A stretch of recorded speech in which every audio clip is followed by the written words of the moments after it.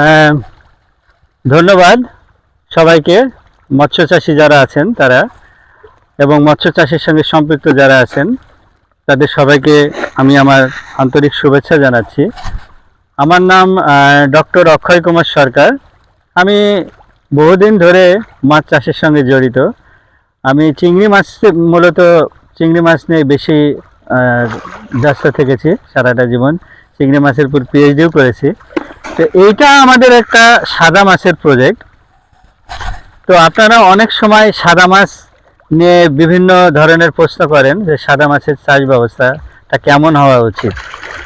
আমার এই যেটা আমি বুঝেছি, সাদা মাছের চাষ ব্যবস্থায় সেটা প্রথমেই লাগবে হচ্ছে আপনার পোনা, সঠিক হ্যাচারি থেকে সঠিক মানের, এবং এই পোনাটা চাপের পোনা হইতে হবে। দেখেন আমাদের এখানে আমাদের 5টা পুকুর আছে। এই 5টা পুকুরের ভিতরে এইটাতে কিন্তু আমরা চাপের পোনা রেখেছি। প্রায় 1 বছরের মতো বয়স হয়ে যাচ্ছে এই পোনাগুলার।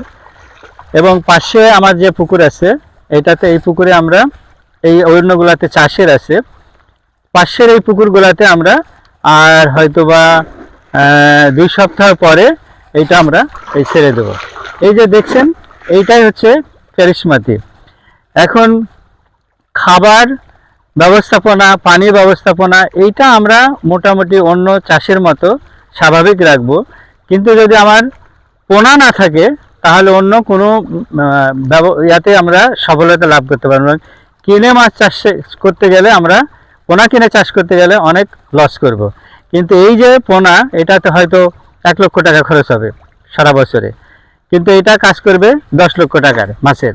তো এর জন্যই আপনারা যারা আমাকে প্রশ্ন করেছেন যে সাদা মাছের চাষের কারিকীর্তিটা কি, সাদা মাছের কারিকীর্তি এটাই হচ্ছে যে পোনা আমাদের নিজস্ব হতে হবে, এবং এই পোনাটা ভালো হ্যাচারির, বা আমরা যেমন পদ্মা নদীর থেকে নিয়ে আসি, পদ্মা নদীর থেকে নিতে হবে।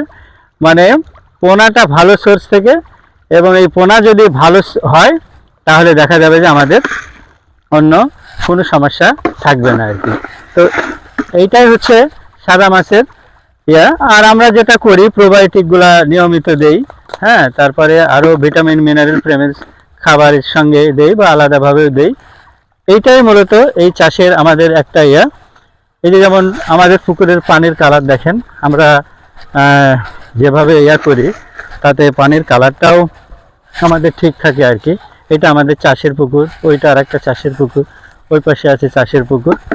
তো এই হলো মোটামুটি আর কি, যে সাদা মাছ চাষের কি করবেন আপনারা, পোনাটা ঠিক রাখবেন, সঠিক জাতের, সঠিক মানের, সঠিক কোয়ালিটির পোনা, চাপের পোনা রাখতে হবে। 1 বছর কেন, আরও বছর যদি রাখতে পারেন ভালো করে।